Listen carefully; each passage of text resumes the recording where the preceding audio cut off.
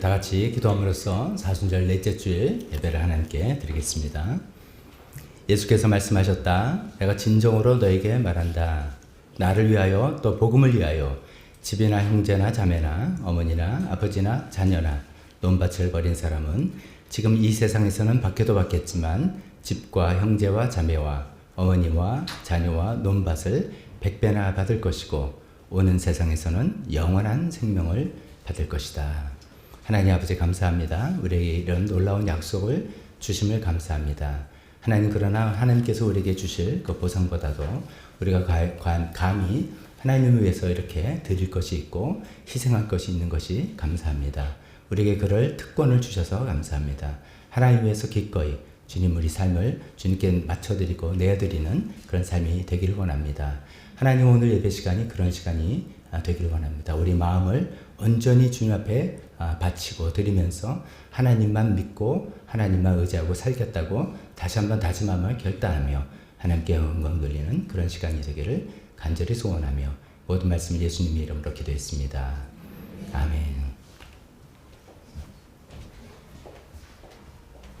우리 다 같이 일어나서 찬송하겠습니다. 사순절 찬송. 멸류관 벗어서. 멸류관이 우리 인생에서 가장 자랑스럽고 영광스러운 것, 그런 것이겠죠. 그것을 다 주님 앞에 드리는, 우리에게 먼저 그렇게 하신 예수님을 따라서 할 수 있는 우리 마음이라 고백하는 찬송으로 나가겠습니다.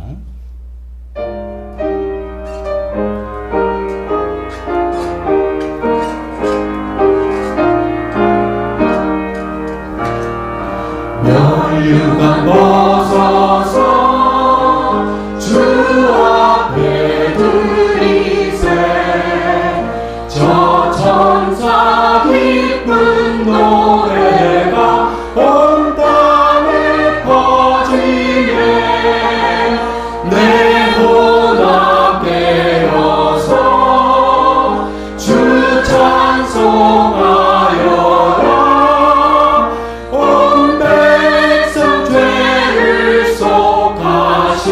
만왕의 왕일세. 멸류관 벗어서 주 앞에 드리세. 그 손과 몸의 상처가 영광 중 빛나네. 하늘의 천사도 그 영광 보고서 고난의 신비 알고자 늘 음모하도다. 멸류관 벗어서 주 앞에 드리세. 온 세상 전쟁 그치고 잡혀오겠네. 주 보좌 앞에서 온 백성 엎드려 그 한량 없는 영광을 늘 찬송합니다.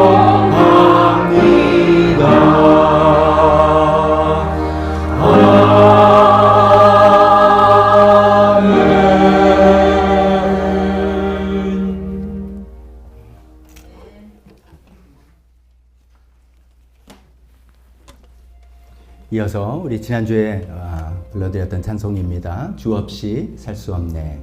찬송과 가사를 조금 다른 식으로 우리 반주하면서 조금 더 천천히 우리 마음에, 이제 지난주에 한번 불렀기 때문에 조금 더 익숙해져서 이 가사가 우리의 고백이 되고 우리의 정말 진심으로 나오는 그런 가사가 되기를 원하면서 다시 한번 찬송을 주 없이 살 수 없네 찬송 드리겠습니다.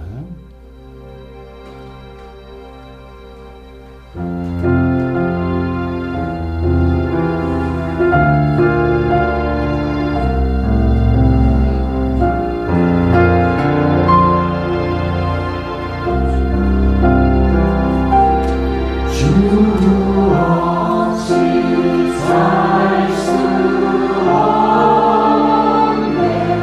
죄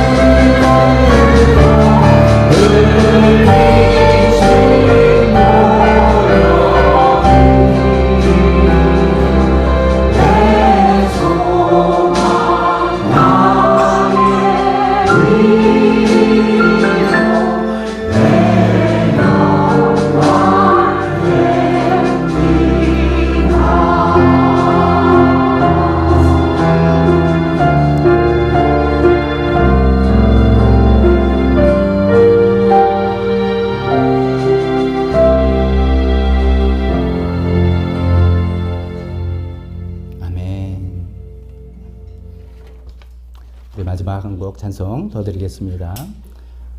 저희들이 모여서 많이 불렀다는 찬송으로 들었고요. 우리 또 아시는 분들 많이 있을 겁니다.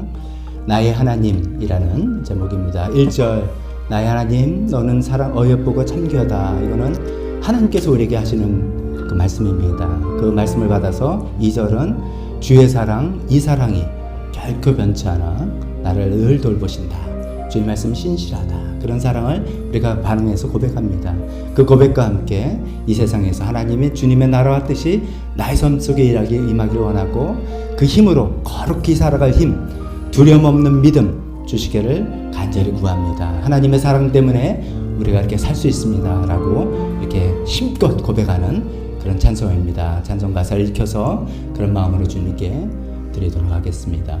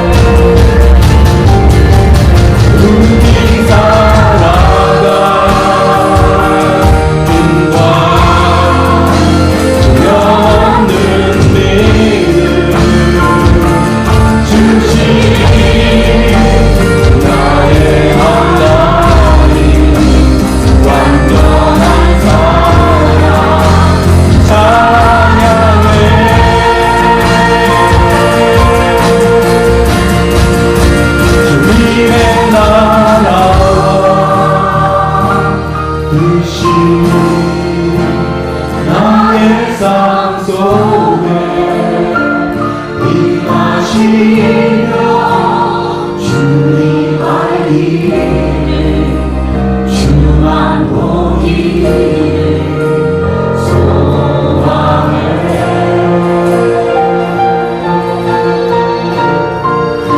거룩히 살아가 힘과 두려움을 믿음 주신 나의 하나님 완전한 사랑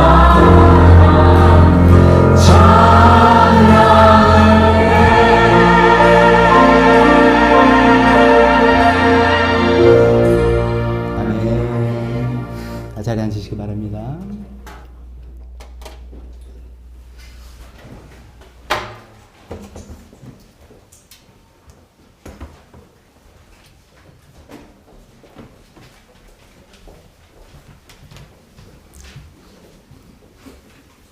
저희들이 모여서 따로 이렇게 찬양 많이 하다가 같이 하니까 좋지 않아요? 좋죠? 네. 어르신들도 사실 뭐 어떻게 보면 젊은 사람들 찬양이라 그러는데 우리 교회 어르신들 참 훌륭하세요. 이런 찬양해도 다 따라 하시고 어떻게라도 함께 하시려고 이렇게 어려운 거 복잡한 거 하냐가 아니라 그렇게 동참해 주시고 그래서 우리가 온 세대를 아우러서 계속해서 이런 신앙도 또 개성이 될 줄 압니다. 오늘 이쪽은 물론 늘 따뜻했지만 저쪽 들어오시면서 좀 따뜻하네 이런 거 느끼셨어요? 2주 만에 난방시설을 고쳤습니다. 따뜻하게 고치고 고친 김에 뭐 필터도 딱 이렇게 청소하고 나니까 따뜻한 바람이 얼마나 이렇게 잘 나오는지 모릅니다. 하나님께 감사드립니다. 오늘 교회를 주보를 통해서 교회 소식 함께 나누도록 하겠습니다. 우리는 지금 사순절 기간입니다. 사순절은 40일 동안 예수님의 고난을 묵상하고 또 동참하는 그러면서 부활을 준비하는 그런 절기입니다. 오늘이 사순절 넷째 주일이 되고요. 3월 24일 주일, 그러니까 다음 주 말고 그 다음 주일이죠. 3월 24일 주일은 종려주일이라고 합니다. 예수님이 십자가 죽으시기 위해서 예루살렘 성에 들어가셨을 때, 입성하셨을 때 이스라엘 백성들이 종려나무 가지를 꺾어서 환호했다라고 해서 종려주일, 팜 선데이 이렇게 부릅니다. 그 다음에 바로 고난주간으로 이어지다가 3월 29일은 예수님 십자가에 못 박히신 날, 그래서 그날을 우리가 늘 기념하면서 성금요 집회로 교회에서 모여서 함께 예배드리고 또 성찬식도 하고 기도 시간도 갖고 그런 시간을 갖고 있습니다. 그 후에 영광스러운 부활주일을 우리 3월 31일 날 맞이하게 되겠습니다. 그러니까 3월 29일 날 금요일 날은 또 교회 예배 있다 이렇게 여러분 기억하시고 그날 8시에 교회 오실 그런 일정 잘 잡아주시고 3월 31일 부활주일 날 또 우리 교회 절기 헌금 있음을 또 말씀드립니다.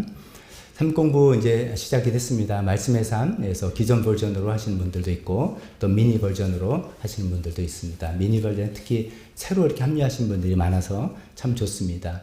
여러분 그 이제 성경 구절을 이렇게 써서 사진 찍어서 올리시는데 난 그냥 내 노트가 좋아 하시는 분들이 있지만 성경 노트가 다 떨어졌다. 그러면 교회에서 저희가 일반 출판을 맡겨서 성경 노트 만들어 놓은 곳이 있습니다. 저 뒤쪽 가시면 안내석 밑에 보면은 박스가 2개가 있어요. 오른쪽 박스에 보면 거기에 이제 봉투도 있고 한 3,000원 자율 판매이니까 3,000원 갖다 집어넣으시고 노트 하나 가지고 거기다 쓰시면 더 효율적으로 좀 쉽게 하실 수 있습니다. 그렇게 하시면 좋겠습니다.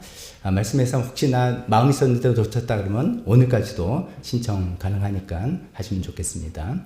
또 생명의 삶은 주중에 이제 이미 김흥태 형제님과 1대1로 시작했고 4월부터 단비 목장 또 많은 분들 신청하면 좋겠습니다. 그래서 4월부터 주일반으로 진행하도록 하겠습니다. 지난주에 잠깐 광고드렸던 김화영 어머님의 그 작품전이죠. 이 안내석에 이 안내장들 이쁘게 나온 것들 딱 비치해 놨으니까 여러분 하나씩 가져가셔서 보시면 좋겠습니다. 3월 15일 이번 주죠. 이번 금요일부터 시작해서 다음 주 목요일까지 있는데 저기 이제 삼청동 저 뒤쪽입니다. 더 아트9 갤러리 이렇게 써 있는데 제가 이제 저도 가려고 이제 어떻게 하나 검색해 보니까 막상 그 건물에는 정수 아트센터 이렇게 간판이 돼 있더라고요. 그러니까 혼돈하지 마시고 거기가 거기다 생각하셔서 같이 가서 또 축하도 해주시고 그림도 감상하시고 그러면 참 좋겠습니다. 우리 교회 지난번 쭉 행사 있는 거 뒤쪽 복도 게시판에 게시되어 있고 교회 홈페이지도 서도 보실 수 있다고 한 번 더 말씀드립니다. 특별기도의 김춘희 어머님은 아직까지 이제 병원에 계십니다. 또 좀 뭐 조그만 수술도 한번 하시고 뭐 그랬다는데 곧 이제 회복하시라 믿습니다. 목소리는 뭐 쩌렁쩌렁 하십니다. 다리가 아프지 목은 괜찮다 뭐 이러시면서 괜찮으시되 빨리 나으셔서 회복하시고 집으로 돌아가시고 또 교회로 나와서 신앙생활 하실 수 있도록 계속 기도해 주시기 바랍니다. 이어서 네팔 또 나라 북한을 위해서 계속 관심 기도했으면 좋겠습니다. 이어서 계속해서 대표 기도와 헌금 시간으로 이어지겠습니다.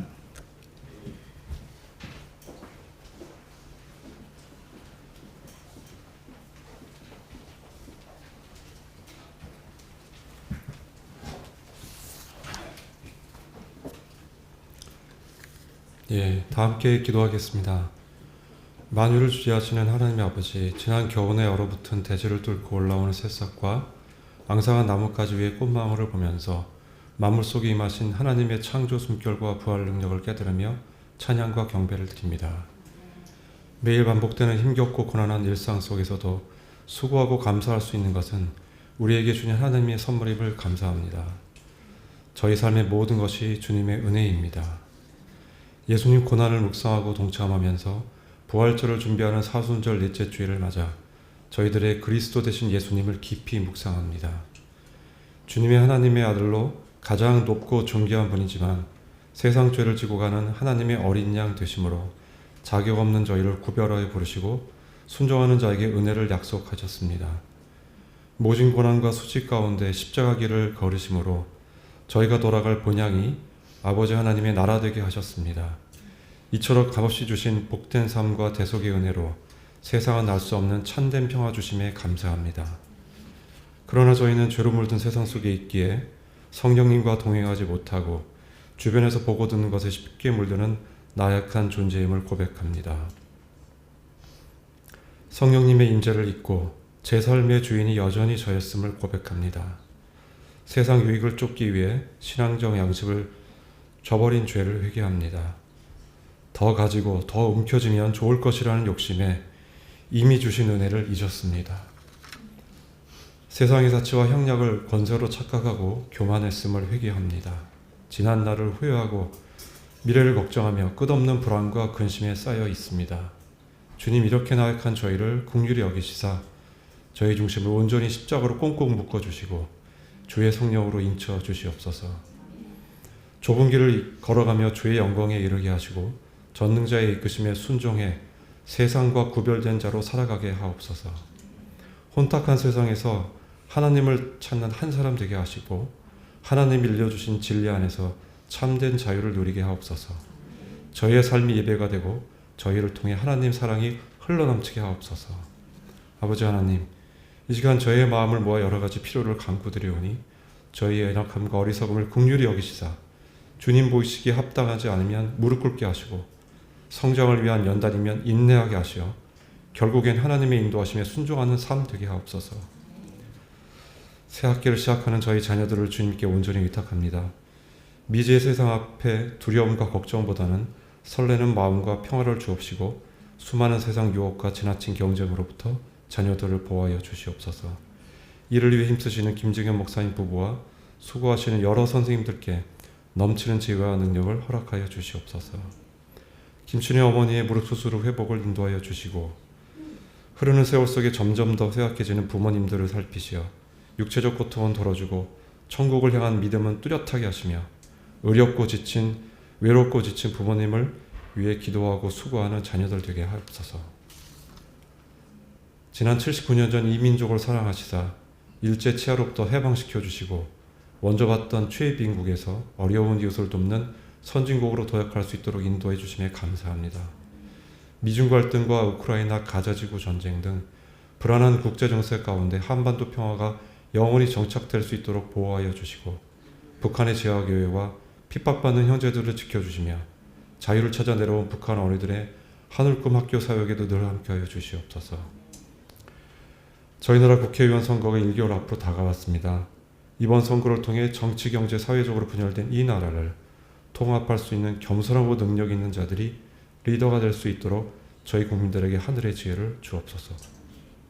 2010년부터 저희가 후원하는 네팔에서 69명의 영혼이 침례를 받았습니다.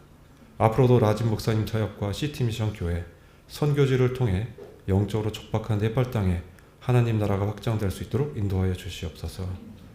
다양한 형태로 운영되는 말씀의 삶과 생명의 삶 공부에 많은 분들이 참여해서 하나님의 지혜를 알게 하시옵소서.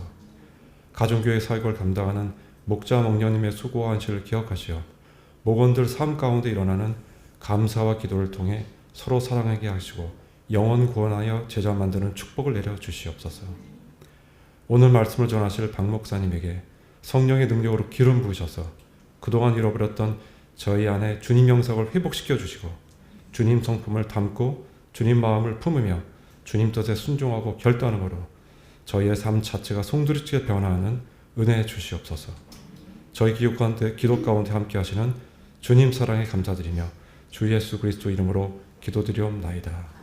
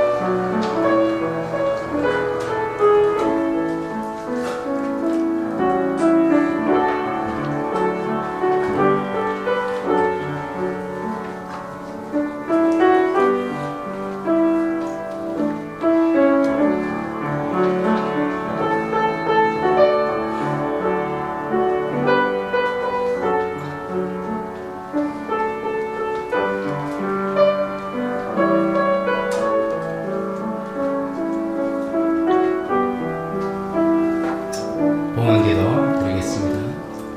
하나님 아버지, 오늘도 주님 앞에 나와서 귀한 물질을 주님께 드립니다. 하나님께서 우리에게 맡겨주시고 우리에게 기회를 주시고 우리가 땀 흘려 일할 수 있는 터전을 주셔서 주님 것으로 우리 먹고 살게 해주셔서 감사합니다. 이 하나님을 신뢰하고 믿고 따르고 또 사랑하는 마음으로 귀한 물질 드립니다. 하나님 이것들을 통해서 하나님 나라에 또 우리 교회 필요한 것들 다 채워주게 되시고 이 물질이 쓰여질 때 하나님만이 하실 수 있는 놀라운 역사들이 일어날 수 있게 도와주시옵소서. 바친 손길들 영육간의 모든 필요한 것들로 주님 또 채워주셨기를 간절히 기도드리며 예수님의 이름으로 기도했습니다. 아멘.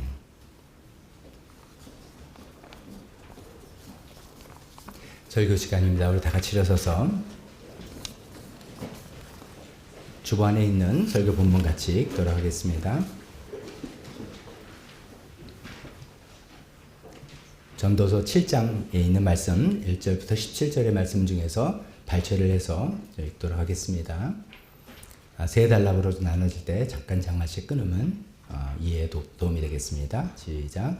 명예가 값비싼 향유보다 더 낫고 죽는 날이 태어난 날보다 더 중요하다. 초상집에 가는 것이 잔치집에 가는 것보다 더 낫다.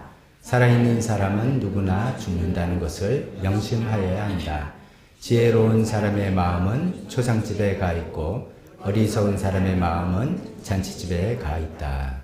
두 번째 달려 시작. 탐욕은 지혜로운 사람을 어리석게 만들고 뇌물은 지혜로운 사람의 마음을 병들게 한다. 일은 시작할 때보다 끝낼 때가 더 좋다. 마음은 자만할 때보다 지혜는 유산을 받은 것만큼이나 이 세상에서 살면서 그 덕을 보기 때문이다. 돈이 사람을 보호하듯 지혜도 사람을 보호한다. 그러나 지혜를 깨우쳐 아는 지식이 더 좋은 까닭은 지혜가 그 사람의 목숨을 살려주기 때문이다. 마지막 단락 시작.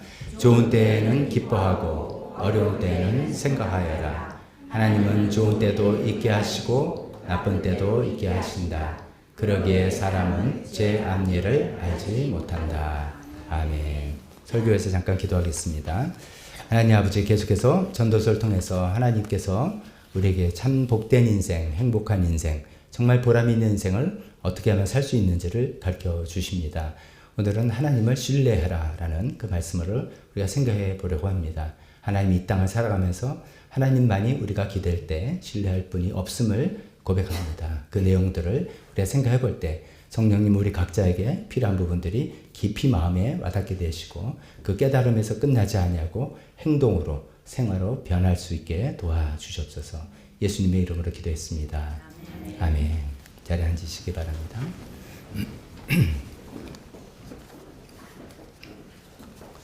오늘 이제 7장 1절부터 7장으로 넘어와서 이 본문을 삼았는데 그 바로 앞에 있는 이제 6장 마지막 12절은 이제 연결되는 부분인데 이런 내용입니다. 제가 잠깐 읽어보면 6장 12절에 그림자처럼 지나가는 짧고 덧없는 삶을 살아가는 사람에게 무엇이 좋은지를 누가 알겠느냐 이런 얘기를 하면서 7장으로 넘어갑니다.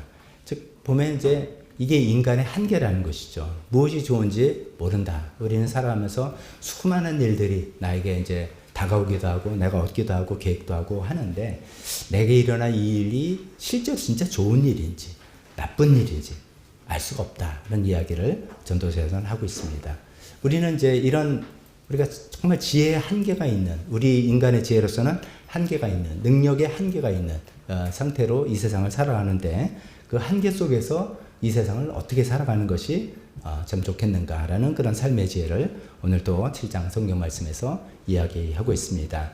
첫 번째는 그런 의미에서 이제 well dying, 잘 죽는 거죠. well dying 이 관한 이야기를 전도해서 하고 있습니다. 즉 항상 죽음을 염두에 두면서 살아가라라는 이야기죠. 항상 죽음을 염두에 두고 살아가라. 여기 이제 우리 제이들이 뭐 우리 자녀들 앞비리 구말리 같은 우리 자녀들이지만 항상 이것도 기억하면서 살면 좋겠습니다. 제가 지난번에도 복습했지만 라틴어 2가지 가지고 전도서 내용을 이해해 볼 수 있다 말씀드렸죠. 처음에는 우리는 항상 언젠간 죽는다. 그거를 메멘토 모리, 메멘토 모리. 죽음을 기억하라는 뜻이죠. 근데 이제 그것만이 아니라 까르페 디엠. 그러니까 오늘 하루를 충실하게 하나님 주신 선물인 하루를 즐기고 누리고 살자. 이 2가지 이제 밸런스를 잘 잡자고 말씀드렸는데 오늘 이제 앞에 부분에는 그 메멘토 모리에 관한 well dying, 잘 죽는 거에 관한 뭐 잘 죽는다기보다 죽음을 염두에 두라는 그런 의미의 이야기를 하고 있습니다. 제가 요새 뭐 죽음에 대한 이야기를 좀 자주 하는 것 같아요. 이상하게 그런 것 같아요. 근데 이제 지난번에도 말씀드렸지만 어떻게 생각해 보면 목회라는 것은 죽음을 준비시키는 일이다. 그런 이야기 제가 한번 인용했죠. 그런 일 같습니다. 그래서 늘 어차피 우리가 죽게 될 것. 여기서 이제 병 한 번도 안 걸리고 가실 분도 있어요. 근데 질병에 대한 이야기는 덜 하더라도 죽음에 관한 이야기는 우리 모두에게 해당되는 거니까 또 얘기를 해보겠습니다. 1절과 2절과 4절을 제가 발췌해서 읽은 겁니다. 중간에 좀 핵심한 이야기만 이런 얘기하죠. 1절에 죽는 날이 태어나는 날보다 더 중요하다. 우리는 새 아기가 태어나면 막 기뻐하고 좋아하고 하는데 죽는 날이 태어난 날보다 더 중요하다. 그러면서 2절에 초상집에 가는 것이, 장례식장에 가는 것이 잔치집에 가는 것. 파티하고 뭐 좋은 일 났다고 뭐 내가 오늘 한턱 쏠게 뭐 이런 거잖아요. 너무 좋은 일, 우리 학교 됐어. 아니면 뭐 좋은 데 취직했어. 뭐 이런 거잖아요. 그런 거보다도 초상집에 가는 것이 더 낫다. 왜냐? 살아있는 사람은 누구나 죽는다는 것을 명심해야 되기 때문에. 그걸 잊지 않게 해서 그게 더 낫다는 이야기를 하고 있습니다. 그러면서 지혜로운 사람의 마음은 잔치, 즐거운 파티에 가는 게 아니라 초상집에 가 있다. 그래서 항상 나의 운명을 또 생각해보고 준비하고 하는 것이다. 라는 그런 이야기를 앞에 하고 있습니다. 이 말씀이 그냥 진짜로 그냥 죽음이 생명보다 더 낫다는 이야기는 아닌 건 알죠. 우리 죽는 게 새로 아이가 태어난 것보다 뭐 죽는 게 더 낫나? 하나님은 죽음이 좋으신가? 뭐 이거 아닌 건 알잖아요. 왜냐면 성경이 분명히 우리에게 말해주고 있죠. 죽음은 죄로 말미암아 이 세상에 왔다. 로마서 5장 12절에 분명히 이야기한 거죠. 하나님의 첫 번째 계획이 아니에요. 원래 계획은 아니에요. 죄 때문에 죽음이 온 것이죠. 또 죽음은 맨 마지막으로 멸망받을 원수다. 고린도 전서 15장 26절에서도 그렇게 이야기하고 있습니다. 하나님 입장에서는 원수예요. 죽음이 하나님의 친구가 아니에요. 그럼에도 불구하고 왜 이런 얘기를 하는가라는 것을 우리가 점점 이해했으면 좋겠습니다. 왜 죽음을 늘 기억해야 되고 죽음이 더 중요한 것처럼 이야기하는가를 몇 가지로 제가 한번 생각해 보겠습니다. 첫 번째는 어떤 기대와 성취라는 개념에서 생각해 보겠습니다. 우리 이제 갓난아기 이렇게 보면은 갓난아기를 보면서 근심하는 분 별로 없는 것 같아요. 갓난아기만 보면은 그냥 저절로 미소가 납니다. 저도 이제 미국에 저희 손녀 있으니까 이제 통하고 영상 보여주면 이 뭐 진짜 어쩔 수가 없어요. 그냥 보는 순간 그냥 저랑 저희 아내 다들 우리 수예배 때 보면은 이제 안수 집사님 내가 또 서로 자랑하기 바빠요. 뭐 이거 봐라 저거 봐라 하고 막 할머니 할아버지 되면 못 말립니다. 이거 어쩔 수가 없는 것 같아요. 근데 보기만 하면 그냥 기쁘고 즐거워요. 근데 이제 왜 어린아이 갓난아기를 보면 그렇게 기쁘고 즐거운가? 뭐 여러 이유가 있겠지만 이 아이에 대한 어떤 기대, 이 아이가 갖고 있는 잠재력에 대한 기대, 그런 것이 이지 않을까 생각합니다. 이 아이가 자라서 어떤 아이가 될까? 와, 너무너무나 많은 상상을 해보면서 이 아이가 자라서 얼마나 정말 하나님께 쓰임받고 이 세상에 정말 멋진 삶을 살아갈까? 그걸 기대해보면 그냥 입이 쫙 찢어지고 그러는 거잖아요. 그 기쁨이 생기잖아요. 그래서 좋은 건데 반면에 죽음은 어떤 겁니다. 끝난 거예요. 이제 모든 기대는 더 이상의 기대가 없는 거예요. 끝. 기대 끝. 더 이상의 발전, 성장 끝. 그러니까 죽음은 딱 어떤 닫힌 그런 개념이니까 우리가 일반적으로는 뭐 죽음이 뭐 태어나는 것보다 더 낫다? 말이 안 된다라고 생각하겠죠. 그런데 이거는 성도들에게 해당되는 말씀입니다. 우리 성도들, 우리에게는 어떤 것이 있습니까? 우리가 예수님을 믿고 우리가 구원을 받았다. 예수님 믿고 우리는 하나님의 도우심을 살아간다. 예수님 믿고 죄에서 용서받았다. 예수님 믿고 우리가 결국 천국에 간다. 뭐 등등 예수님 믿고 우리가 얻게 되는 하나님의 많은 은혜와 선물이 있는데 이게 이루어져 있습니까? 완성되어 있습니까? 아니란 말이에요. 우린 여전히 죄 가운데 살고 있기 때문에 내가 구원받은 사람 맞아. 내가 정말 하나님 백성 맞아. 막 자기 스스로도 막 괴롭고 막 창피하고 저 사람은 뭐야? 교회들은 뭐야? 이런 게 있죠. 불완전한 어떤 그 상태란 말이죠. 근데 언제 그것이 완성이 되냐? 죽을 때. 죽음을 통해서 그게 완성이 된다. 그렇죠? 우리가 죽음을 통해서 개인적으로 죽음을 통해서 죽음을 통과하고 난다면 완성된 하나님의 그 나라로 가게 되는 것이죠. 죽을 때 비로소 죄로부터 우리가 해방 완전히 되는 것이고 죽을 때 비로소 하나님의 그 천국을 우리가 온전히 얻게 되는 것이죠. 그래서 우리가 기대하던 모든 것이 이루어지는 그날은 사실 죽음을 통과한 다음이에요. 그렇기 때문에 성경에서는 죽음이 더 낫다라고 그런 맥락에서 이야기하는 것입니다. 죽음 후에 우리 모든 소망이 이루어지는 것이라는 거죠. 그런 의미에서 죽음이 태어난 날보다 더 낫다라는 그런 맥락에서 이야기를 하고 있습니다. 또 계속 이야기해보면 두 번째로 또 이런 생각을 해볼 수 있습니다. 이거는 제 그 은유적인 표현인데요. 우리 장례식을 하면 시신을 모시는 관 있잖아요. 장례관이라고 합시다. 이런 표현이 있습니다. 이건 뭐 영어 미국식 표현인데 우리 번역하니까 조금 맥락이 좀 어색할지 모르지만 이런 겁니다. 장례관이 아기 침대보다 더 나은 설교를 한다. 이 이제 뜻이 뭐냐면 어떤 사물을 보면서 이 어떤 사물이 나한테 교훈을 주는 게 있잖아요. 그걸 설교라고 표현합시다.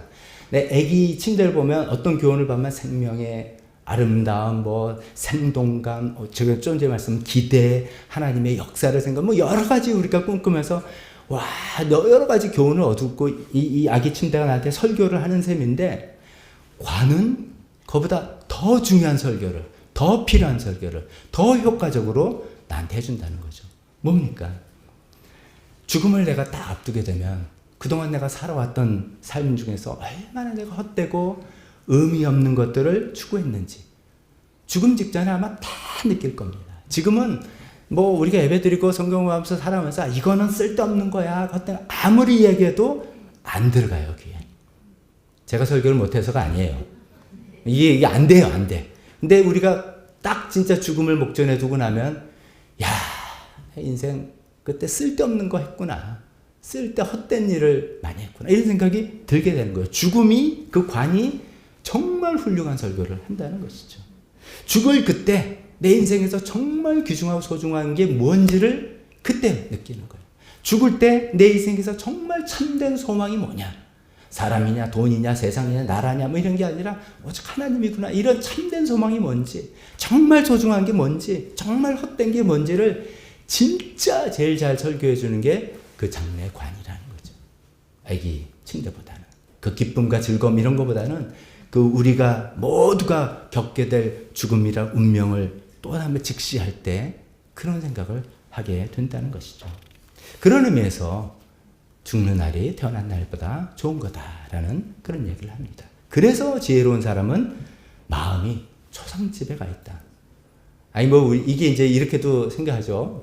우리 이제 사회적으로는 그렇잖아요. 좋은 일에는 혹시 뭐 축하를 못해도 슬픈 일 당했을 때는 절대로 그거 놓치면 안 된다. 뭐 그런 말 있잖아요. 그래서 장례식은 꼭 가지고 아니면 부의금이라서 해서 내가 직접 가지 못하고 부의금만 하는 거 미안하다. 그러고 막 왜냐면 슬픔 당한 거는 위로하는 걸 더 해야 된다. 이런 게 있잖아요. 근데 여기서 이제 그건 이제 사회적인 관습이고 그건 당연히 또 그렇게 해야 되고 그런 이야기보다도 아까 제가 조금 말씀드린 거 있죠. 죽음 앞에서 물론 유족들을 위로하고 또 그런 것도 있지만 또 내가 아는 고인이라면 그러면 죽음을 또 한번 회고하기도 하고 하지만 그 죽음 앞에서 나의 인생을 생각하게 되는 것이죠. 인생이라는 건 뭐냐?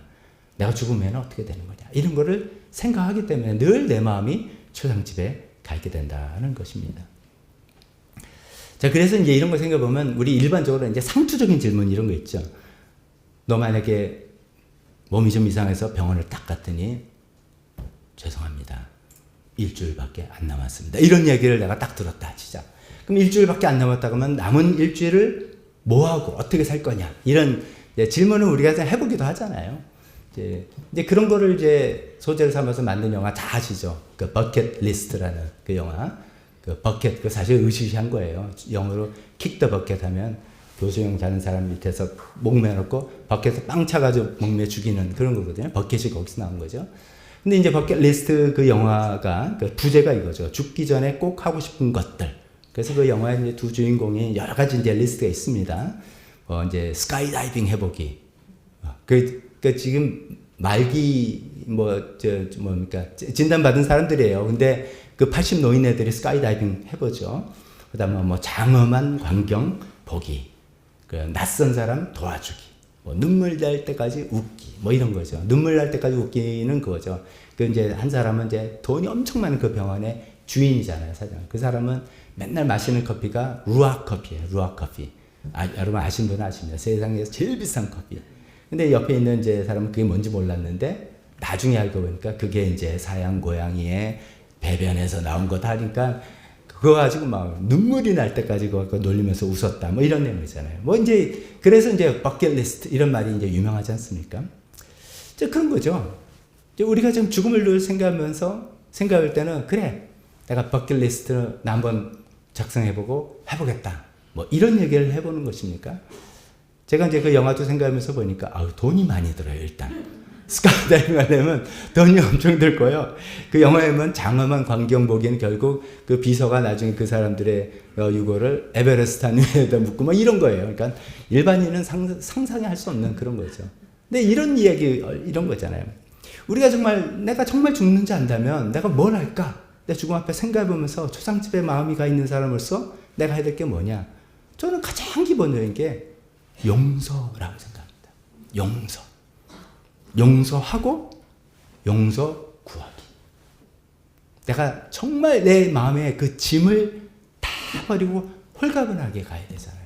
그래서 내가 용서하지 못한 사람, 미워하는 사람, 이런 사람들 용서하고 또 내가 미안한데 좀 미안한 일을 신뢰를 했고 실수를 했고 피해를 줬는데 미처 용서를 구하지 못했다. 그럼 날 좀 용서해라. 내가 정말 미안하다.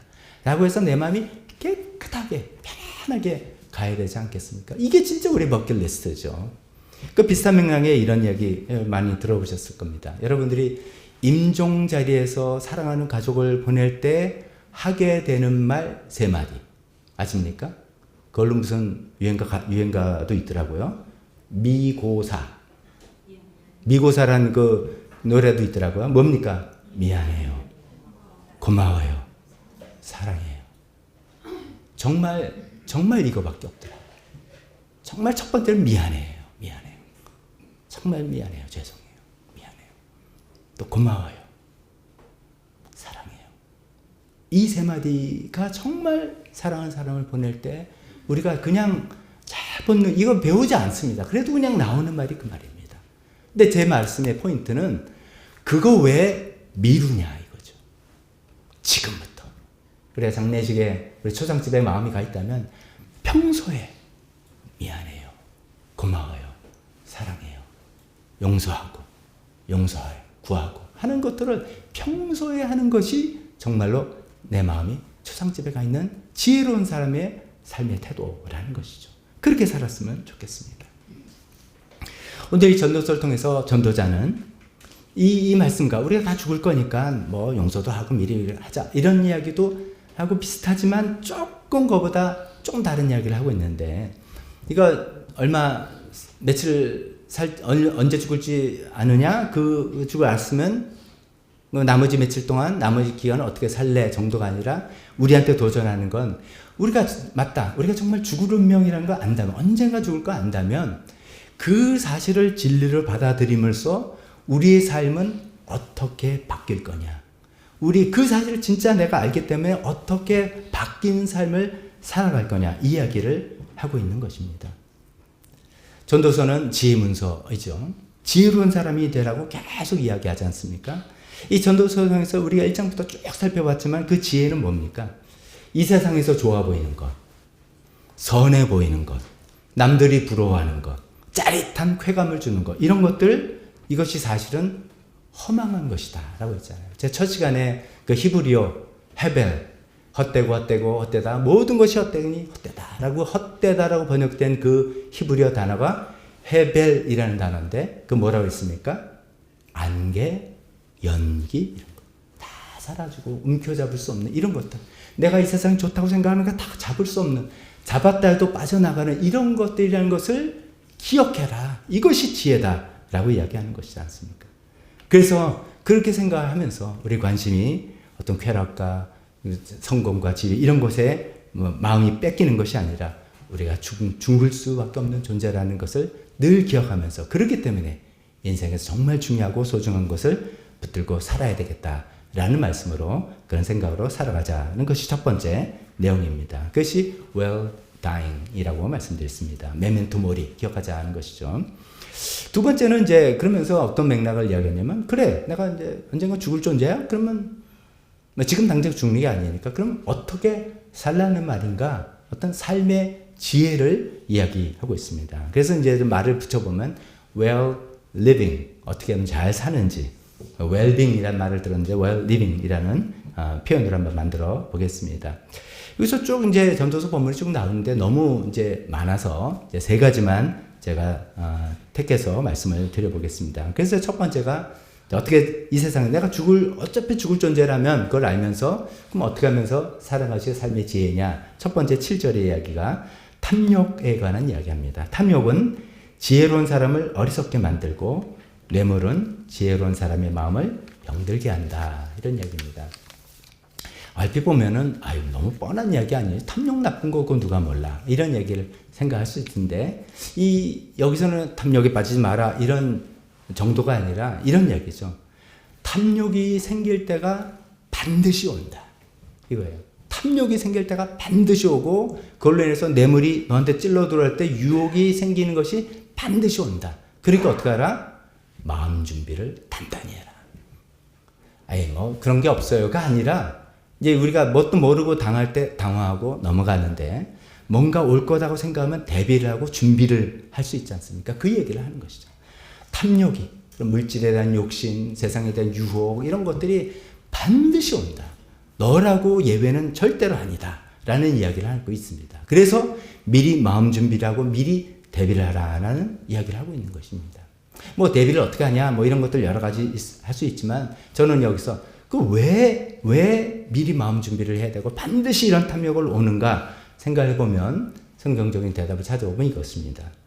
우리가 살아가고 있는 이 세상이 결코 선하고 아름다운 세상만은 아니기 때문입니다. 우리가 살아가는 이 세상은 결코 선하고 아름다운 세상만이 아니라 죄악으로 병들고 깨진 세상이기 때문에 이 탐욕의 욕심이 나를 계속 유혹할 것이고 그런 것으로 서로 혼란스럽게 만들 것이고 이런 게 뻔하기 때문에 그것을 알고 내가 사는 세상 그런 세상이지 이걸 먼저 알 때 내가 이거 대비해야지 이렇게 하다가 뇌물이 들어올 때 그걸 욕심이 생기다 이렇게 막아야 되지 그냥 뭐 아무 생각 없이 세상 참 좋네 사람 좋네 이라고 하다가 뭐가 쑥 들어올 때 당하면 안 된다는 그런 얘기를 하고 있습니다. 오늘 또 영화 얘기를 하나 더 해볼게요. 오늘 제가 영화 얘기를 2개를 하게 되는데요. 그 로빈 윌리엄스라는 그 희극 배우라고 할 수 있겠죠. 그분이 이제 연기한 굿모닝 베트남 이 영화 보신 분들 많을 겁니다. 우리 좀 젊은 자녀들은 뭐 혹시 모르는데 한번 보면 좀 좋으면 될 것 같아요. 근데 제가 이제 그 영화를 보면서 월남전의 참상도 보고 여러 가지 스토리가 있는데 참 인상 깊은 장면이 그런 거예요. 그 영화 장면 중에 루이 암스트롱이 그 흑인 재즈 가수잖아요. What a Wonderful World. 이 세상은 얼마나 아름다우냐. 이 이제 유명한 곡이 OST로 쭉 나오면서 영화 장면이 나온 게 너무 인상 깊었습니다. 그게 이런 거죠. 이제 그 음악이 쭉 흘러 나오기 시작하는데 보여주는 장면이 이런 거예요. 아주 평화로운 베트남의 그 농촌 마을이 쭉 나와요. 그 뭐 너무나 우리 농촌 마을 똑같은 그런 마을. 평화를 살고 아이들 살고 사람들 사는 거예요. 그때 이제 그 What a Wonderful World라는 이 노래에 제가 뭐 찬송이라고 할 뻔했어요. 이 노래의 가사가 이런 거잖아요. 뭐 푸른 green trees and 많은 붉은 장미가 있고 파란 하늘에 흰 구름이 떠 있고 하늘엔 무지개가 있고 제가 막 생략해서 친구와 이끼리 서로 잘 지내냐 서로 인사를 다정하게 하고 아기들을 보면서 아이들 잘하는 걸 이렇게 보고 그 가사를 생각해보면 야 그래 세상 너무 아름답지. 우리가 마치 여기서 윷놀이하고 재밌게 즐기고 교회에서 지내고 집안에서 좋은 일 생기고 막 할 때 서로 즐기고 야 너무 좋아하는 이런 가사예요. What a Wonderful World가. 그래서 쫙 나오는데 그 곡이 나오면서 중간에 장면은 어떻게 바뀌냐면 미군 헬기가 갑자기 정글에서 나타나가지고 막 폭탄을 쏘는 거죠. 네이탄 팜 그러니까 네이팜 턴이라고 해서 불 확 나는 거 있잖아요. 그래서 그 마을이 다 불길에 치솟고 그다음에 또 이제 그 배퉁들이 그 도시 내에서 폭탄 테러를 해가지고 또 그거를 잡는다고 또 잡아가지고 사람들 잡아가지고 총을 다다닥 쏘고 거리에서는 시위가 하고 그걸 막고 하는 이런 세상이 오버랩되면서 이 노래가 나오는 거예요. 너무 이 노래와 가사하고 안 맞는 거예요. 이 노래는 이 세상은 얼마나 멋진 세상이고 살만한 세상이냐라고 하는데 실제로 일어나는 현실은 전쟁과 죽음과 참혹한 뭐 이런 갈등과 이런 거라는 거죠. 저 그 영화를 그때 그 보면서 맞아. 이게 세상이지.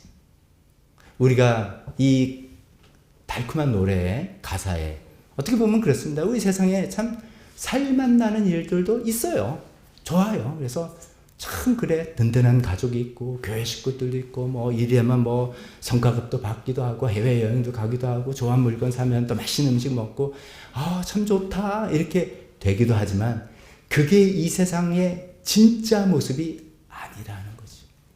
이 세상의 진짜 모습은 그 영화에 나온 것처럼 사람을 죽이고 싸우고 죄와 범죄와 전쟁으로 우리를 유혹하려고 넘어뜨리려고 하고 우리를 어떻게든지 하나님이 못 믿게 하고 믿게 한 것까지 뺏어버리려 하는 그런 악한 세력이 뛰어나는 그런 죄와 악의 세상이라는 것입니다.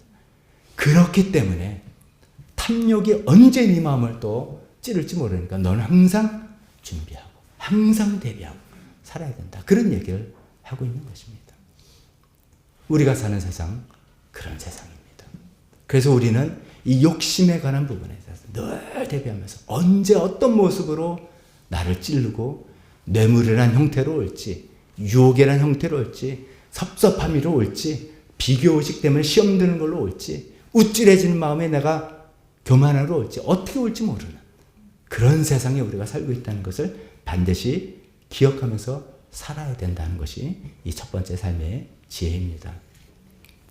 두 번째 삶의 지혜는 또 이런 이야기를 합니다. 인내에 관해서 이야기하고 있습니다. 8절은 이렇게 되어 있습니다. 일은 시작할 때보다 끝낼 때가 더 좋다. 마음은 자만할 때보다 참을 때가 더 낫다. 여러분은 어떻게 생각하세요? 어떤 일을 시작할 때가 더 좋습니까? 아니면 끝낼 때가 더 좋습니까? 사실은 되게 끝낼 때가 좋을 거예요. 근데 기분은 어때요? 시작할 때가 막 새로운 기분, 특히 신년 첫날 되면 그래, 올해 뭘 해봐야지. 이렇게 새로 하잖아요. 기분은 그때가 좋을 것 같아요. 그러나 우리가 대부분 알죠. 일은 끝낼 때가 더 좋다는 것을 대부분 또 인정할 것 같습니다. 그래서 딱히 대단한 이야기는 아닌데 왜 이렇게 전도서는 이런 얘기를 할까라고 생각해 보니까 이런 것 같아요. 시작한 일을 끝내기 위해선 우리가 얼마나 이 뒤에 나온 것처럼 자만을 내려놓는 게 필요한가. 시작한 일을 끝내기 위해서는 얼마나 내가 참고 인내하는 것이 필요한가. 이것을 또 우리에게 이야기하는 것 같습니다. 왜냐하면 어떤 일을 시작하는 건 쉬워요. 쉽지 않아요. 쉽지는 않지만 어떻게 보면 비교적 쉬워요. 근데 그 일을 끝내고 완성하려면 얼마나 많은 방해와 어려움과 이런 것들이 있겠습니까? 그렇기 때문에 끝내는 게 훨씬 쉬운데 그것을 위해서는 자만함을 내려놔야 된다. 오래 인내해야 된다. 이런 얘기를 하고 있는 것이죠. 저는 좀 이렇게 다르게 좀 비슷한 말씀을 이렇게도 생각해 보겠습니다. 어떤 일을 시작을 해서 끝낼 때까지는 끝낸다면은 반드시 이런 진리가 분명 우리 마음속에 생길 것 같아요. 3가지 진리예요. 첫 번째, 세상이 얼마나 악한지. 제가 오늘 세상이 나쁘다는 이야기 아니라 얼마나 우리를 유혹하는지 그렇게 생각하셔도 됩니다. 세상에 흐르는 이런 모든 정신과 악한 영과 이런 것들이 우리를 좋은 일을, 선한 일을 잘 시작하고 끝내라고 가만 놔두지 않는다는 거죠. 아까 좀 전에 말씀드린 그걸 분명히 기억하는 거예요. 그러니까 세상이 얼마나 악한지 나 좀 좋은 일을 해보려고 나 좀 마음 잡고 해보려고 그러는데 왜 이렇게 유혹이 많고 왜 이리 틀리고 그래서 이런 걸 느끼는 겁니다. 세상이 얼마나 악한지. 두 번째 느끼는 것은 나는 얼마나 약한지. 내가 강하고 난 마음 먹으면 한다라고 생각했는데 얼마나 내 마음도 흔들리는지 몰라요. 오늘 마음 먹었다 내일 바뀌고 내일부터 하지 이런 생각도 들기도 하고 아무도 누구한테 이거 한다고 말한 사람 없으니까 모르겠지 하고 내 마음이 그렇게 약해요. 내 의지가 그렇게 약해요. 그래서 나는 얼마나 약한지 이것도 깨닫는 거예요. 근데 세 번째, 그러나 주님은 얼마나 강하신지. 세상이 악하고 나는 약한데 내가 일을 완성했다면 그건 누구 덕이냐?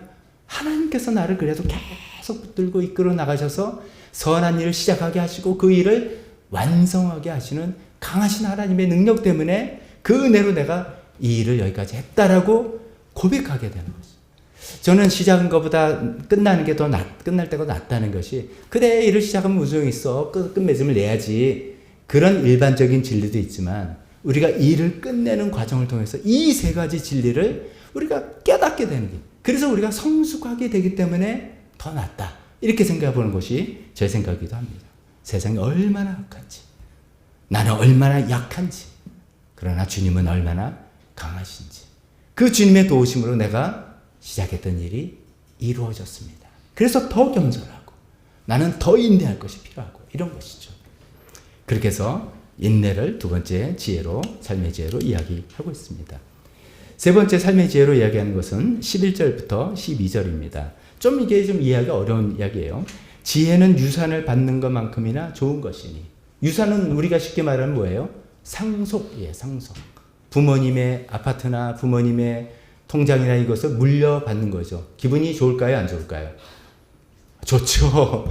물려받는데 얼마나 좋겠어요.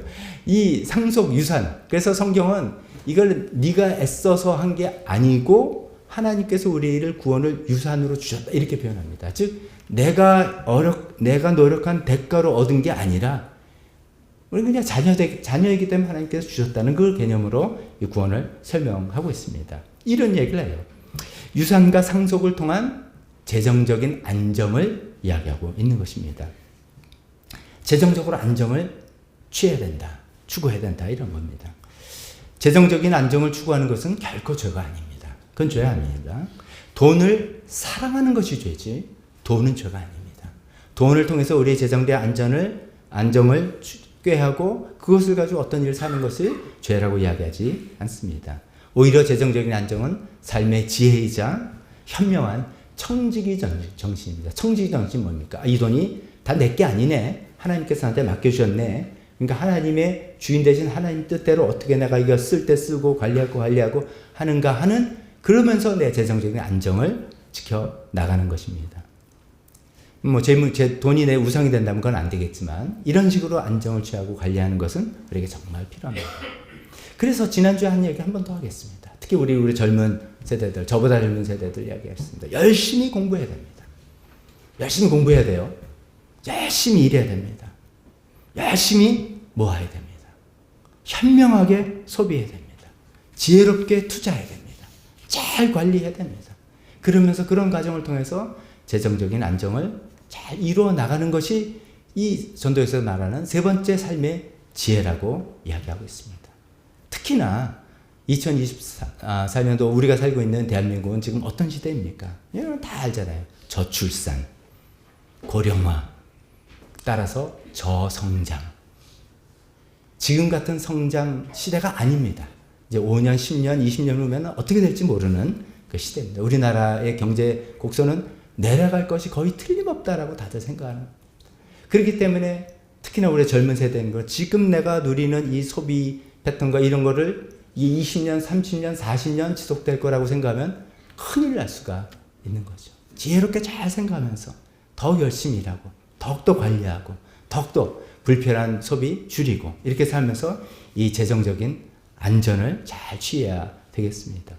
왜 그런가 하면 계속해서 이런 이야기 합니다. 돈이 사람을 보호하듯이 지혜도 사람을 보호한다. 돈과 지혜가 둘 다 필요하다는 이야기하는 것이죠. 돈도 사람을 보호하고 지혜도 사람을 보호한다. 이런 이야기죠. 우리 평소에는 이제 어떤 신약 성경에 가면 돈을 항상 부정적으로 나쁘게 이야기하는데 구약 성경은 안 그렇습니다. 돈은 하나님의 선물이고 축복이다. 이런 이야기를 많이 합니다. 그런데 이제 물론 우리가 여기서 돈을 추구하고 우상으로 삼는 거 조심해야 된다는 것이죠. 여기서 돈이 사람을 보호하듯이 지혜도 사람을 보호해서 우리는 돈과 지혜 둘 다 필요하다라고 이야기합니다. 그러나 분명한 차이가 있다라고 또 이야기하는 것은, 그러나 지혜를 깨우쳐 아는 지식이 더 좋은 까닭은 지혜가 그 사람의 목숨을 살려주기 때문입니다. 이런 얘기죠. 돈이 있으면 편해요. 돈이 나를 보호해주고 나를 지켜줘요. 그렇지만 나의 목숨까지 지켜주지는 못하더라. 돈은 내 목숨까지 지키고 살리지는 못하더라. 그러나 지혜는 내 목숨을 지켜주고 내 목숨을 살리는 그 지혜가 필요하다라는 이야기죠. 만약에 이 이야기가 아니라면 앞에서 제가 이야기한 모든 내용은 교회에서만 들을 수 있는 이야기는 아니지 않습니까? 교양 강좌나 어디 가서 다 우리 다 죽는 존재다. 이게 교회에서만 하는 이야기입니까? 다 딴 데서도 할 수 있는 이야기고요.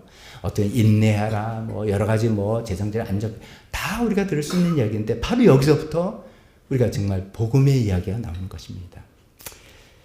어떤 지혜가 우리의 생명을 지켜주고 살려주느냐 그 얘기를 하는 것이죠. 그래서 마지막 세 번째 포인트입니다. 하나님을 신뢰하는 지혜가 필요하다는 것이죠. 그래서 결론적으로 14절에 좋은 때는 기뻐하고 어려운 때는 생각하여라. 좋은 때는 기뻐하고 어려운 때는 생각하여라. 이렇게 생각했습니다. 좋은 때 좋은 일을 주셨다. 기뻐하며 하나님께 감사하고 하나님께서 주신 선물을 1차 누리고 일단 누리고 그 다음에 또 나누고 해야 된다는 것이죠. 근데 문제는 어려울 때 생각해라. 뭘 생각하느냐? 그 다음 거를 생각하라는 뜻이에요. 그 다음의 내용을 생각하라. 뭐라고 생각하냐? 하나님은 좋은 때도 있게 하시고 나쁜 때도 있게 하신다. 그런데 사람은 제 앞일을 알지 못한다. 하나님 우리에게 어떤 일들을 주시는데 우리가 이 일이 좋은 때인지 나쁜 때인지 좋은 일인지 나쁜 일인지 우리는 잘 분간을 못한다. 그런 얘기를 하고 있습니다.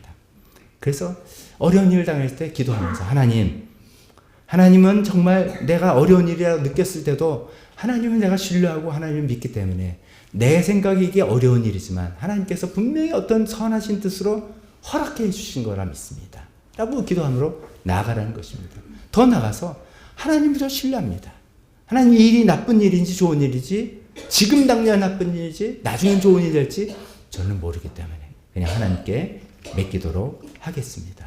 이런 하나님의 신뢰하는 이 지혜가 우리 생명을 살리고 지켜준다는 이야기를 하는 것입니다.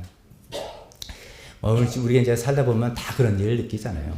뭐 언제 좋은 일이 나쁜 일이 될 수도 있고, 또 나쁜 일이 날 텐데 또 좋은 일이 될 수도 있고, 뭐 이렇게 되는 거지 않습니까?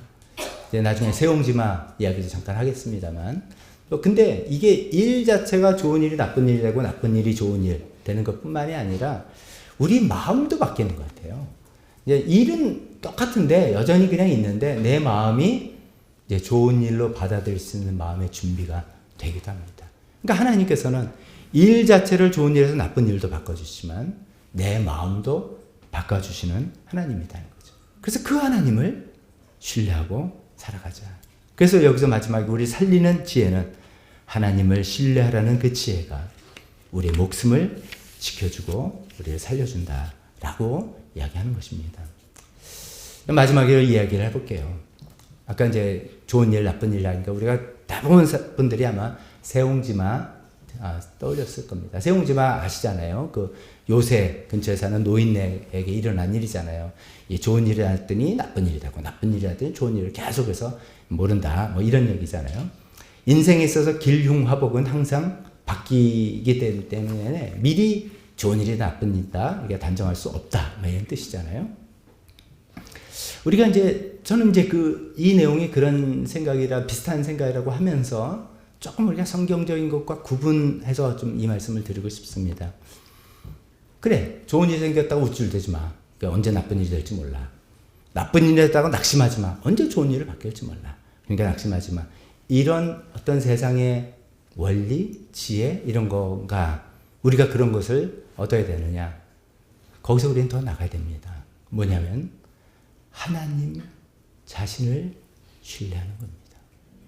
하나님을 신뢰하는 겁니다. 세상을 이렇게 돌아가니까 이런 어떤 원리를, 원칙을 알고 그냥 배우고 내가 살아가라는 게 아니라 좋은 일을 나쁜 일로 만드시고 나쁜 일을 좋은 일을 만드셔서 좋은 일을 왜 나쁜 일을 만드시냐? 우리를 변화시키려고 하는 것이죠. 우리를 연단시키려고 하시는 것이죠. 그 상황을 또 맞이했을 때 우리 마음을 변화시키시는 그 하나님을 신뢰하는 것이 중요한 것이죠. 우리는 예수님 믿는 사람으로서 세옹지마는 그렇게 생각을 해야 된다 믿습니다. 신앙은 우리가 신앙생활하는 것은 어떤 원리나 규칙을 아는 게 아닙니다. 우리가 흔히 이런 얘기를 말합니다. 우리는 말씀 중심으로 나가야 한다. 이런 얘기를 합니다. 아마 이제 어떤 잘못된 생각이 아니라 잘 이야기하셨을 겁니다. 그러나 우리가 생각할 때 말씀 중심, 이게 성경 말씀이라는 뜻이에요. 성경 말씀 중심으로. 그러니까 성경을 많이 읽고 성경대로 산다라고 하는데 혹시나 그 성경 말씀이 하나님 말씀이라는 것을 우리가 좀 간과한다면, 좀 놓친다면 문제가 있겠다. 우리는 말씀 중심이 아니라 하나님 중심이 되는 것이죠. 그 하나님을 신뢰하는 것입니다. 성경은 하나님의 말씀입니다. 우리가 기도하는 것은 하나님과의 대화입니다. 우리가 오늘 찬양 드리는 건 하나님께 드리는 노래입니다. 교회는 하나님의 뜻대로 살고자 하는 사람들의 모임입니다. 다 하나님입니다. 우리가 전도서나 잠언이나 이런 지혜서를 하면서 제가 조금 마음속에 높아심 비슷하게 생긴 거예요. 삶의 지혜, 뭐 어떤 이야기 하니까 이렇게 살면 좋겠구나, 그럴듯하다, 인내해야지, 뭐 세상이 악하니까 대비를 잘하자. 이런 삶의 원칙을 배우려고 우리가 교회에 와서 성경 읽는 게 아니라 그렇게 세상을 운행하시는 하나님을 신뢰하기 위해서 우리가 믿는 것이죠. 그래서 세옹지마 그렇게 이해하는 것입니다. 맞아요. 세상은 지금 어려운 일, 나쁜 일이 생겼어요. 근데 하나님이 좋은 일도 주시고 나쁜 일도 주신 거예요. 나는 왜 이런 일이 생기는지 모르지만 그 하나님은 난 신뢰해. 지금 나쁜 일이 생겼지만 이게 언제 좋은 일이 바뀔 수도 있지만 이 좋은 일, 나쁜 일에 즉 내가 중심이 돼서 내 중심의 좋은 일, 나쁜 일이 아니라 나는 왜 이게 무슨 일인지 알 수가 없으니까. 내 지혜와 능력은 한계가 있으니까. 모든 것을 아시고 모든 것을 컨트롤할 수 있으시고 모든 것을 변화시킬 수 있는 그 하나님을 신뢰하겠다라는 그 지혜가 우리를 지켜주고 우리 생명을 지켜주고 우리 생명을 살려줄 수 있는 올바른 지혜인 것을 믿습니다. 말씀을 정리합니다. 한계를 갖고 있는 우리 세 가지 말씀드렸습니다. Well dying. 우리 메멘토 모리 꼭 기억합시다. 난 죽을 수밖에 없는, 언젠간 죽을 수 있는, 죽는 사람이다. 그것을 염두에 두면서 살아가자는 것이죠. 그래서 내가 이 세상에 누리고 좋은 거 막 여기에만 몰입하고 추구하는 것이 아니라 이거 언젠가 다 내려놓고 갈 거니까 나는 진짜 지혜로운 사람이 돼야 되겠다는 생각으로 살아갔으면 좋겠습니다. 그렇게 또 죽음을 대비하면서 살아가면 좋겠습니다. 두 번째로 well living, 삶의 지혜도 몇 가지 얘기했습니다. 탐욕에 대해서. 왜 탐욕을 조심했냐? 이 세상이 악하다는 거 잊지 맙시다. 인내 과정에서 세 가지 깨닫는다 그랬죠. 세상은 악하고 나는 약하고 주님은 강하시다. 이거를 경험하 나가는 귀한 과정이기 때문에 근데 그건 인내를 통해서 오는 것이라는 것을 우리가 체험해보자. 그 다음에 재정적인 안정, 열심히 일하고 지혜롭게 소비하고 청직이 내게 아니니까 하나님 것이니까 하나님 뜻에 맞게 사용하고 관리하는 그 삶이 되는 그런 우리가 되자는 말씀드렸습니다. 그러나 그 모든 지혜가 세 번째인 지혜로 연결되지 않으면 그냥 우리가 일반적인 지혜 아니겠습니까? 하나님을 신뢰합시다. 우리 인생에서 일어나는 어떤 일이 이 일이 좋은지 나쁜 일인지 우리는 모릅니다. 그러나 그 일을 아시는 하나님, 아시면서 우리에게 모든 것을 허용하시는 하나님, 그 일을 바꾸시기도 하시는 하나님, 그 모든 지혜와 능력이 있는 그 하나님을 신뢰하며 살아가는 우리 모두가 되었으면 좋겠습니다. 기도하겠습니다. 오늘 반주했을 때 오늘 들으신 말씀 중에서 하나라도 여러분 마음속에 뭐가 와닿다면, 뭐가 공감이 됐다면, 찔림이 있다면 하나님께서 여러분에게 하신 말씀이라 생각하고 그것을 붙들고 그에 관해서 이 시간에 잠깐 하나님과 기도하는 시간 갖도록 하겠습니다. 기도하겠습니다. 하나님 아버지 믿습니다. 또 우리가 죽을 수밖에 없는 존재라는 것을 잊지 않고 주옵소서. 모든 즐거움 하나님께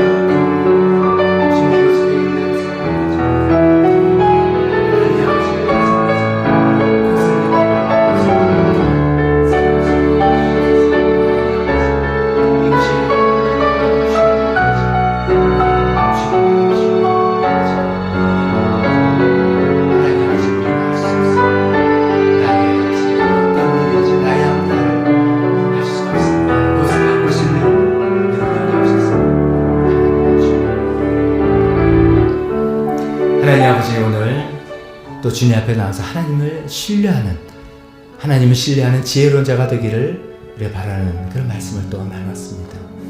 하나님 아버지 그렇습니다. 우리는 다 죽게 되는 그런 존재임을 발단코 잊지 않게 도와주시옵소서. 그래서 우리 인생이 가볍게 준비되는 사람 되게 도와주시옵소서. 용서하고 고마워하고 감사하고 사랑하고 늘 평소에 이런 것을 해서 우리 마음이 가벼운 그런 삶이 되게 도와주시옵소서.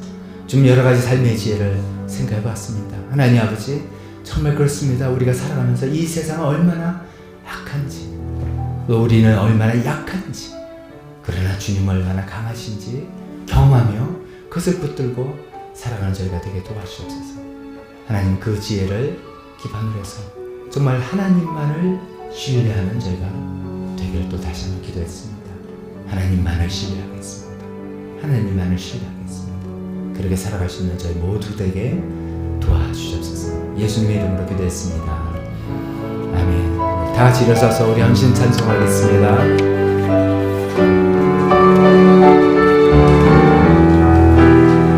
주어 뒤에 가사 있습니다. 나 어디 가든지 순종하리 나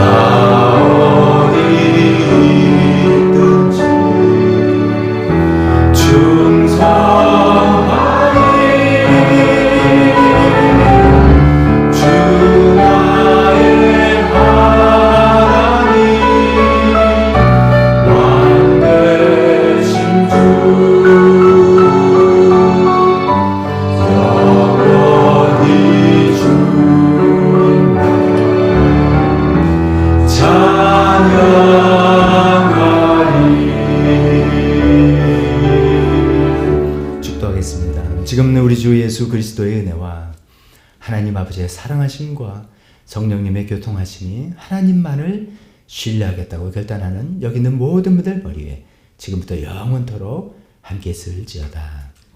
아멘.